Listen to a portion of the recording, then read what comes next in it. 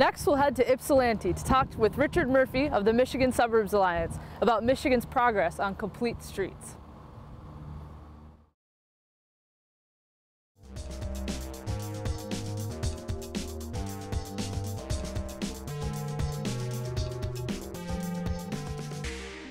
Complete streets is the idea that streets should be built for all users. Cars, trucks, bicycles, pedestrians, wheelchairs, strollers. And the reason that complete streets is an important idea is because traditionally we've been building streets for cars, goal of moving cars fast and smoothly.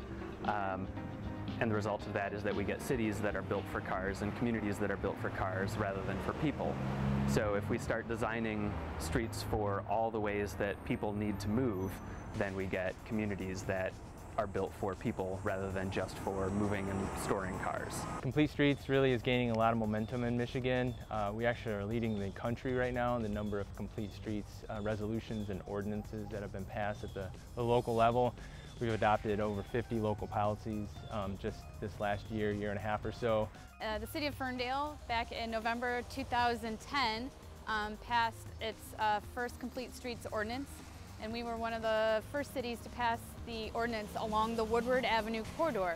Just within the past few months, Ypsilanti became the, I think, 8th city in the state of Michigan to pass a complete streets ordinance.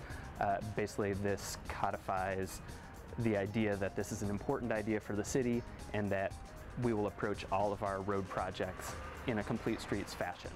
And so our bigger vision is how do we improve connectivity and mobility in our own communities, but how do we do it across communities and connecting the cities along the corridor and into Detroit. You know, one of the neat things about complete streets, there's no one way to complete a street. So complete streets look a little bit different in an urban setting versus a rural setting versus a suburban setting. But some of the common features of complete streets are things like bike lanes, safe sidewalks, and curb cuts, and things like mid-block crossings for pedestrians, and other things simply like adjusting the timing of the lights so people with disabilities or people pushing strollers or older folks can get across the street safely.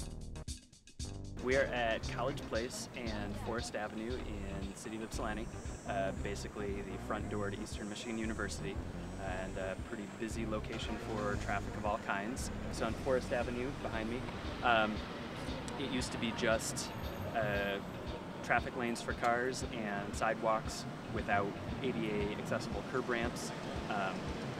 So we did a project on that street to while repaving the street because it was in pretty rough shape, add bike lanes, mostly within the same width without having to do a lot of expensive extra work, put in all of the accessible curb ramps, and move some of the bus stops to better locations.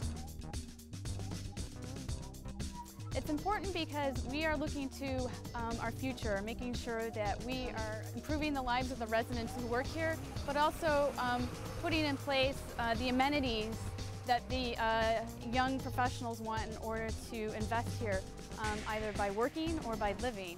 More and more people are choosing, again, active transportation. They want to walk and bike more. I think we're going to see more and more of this happening with gas prices and some of the other reasons.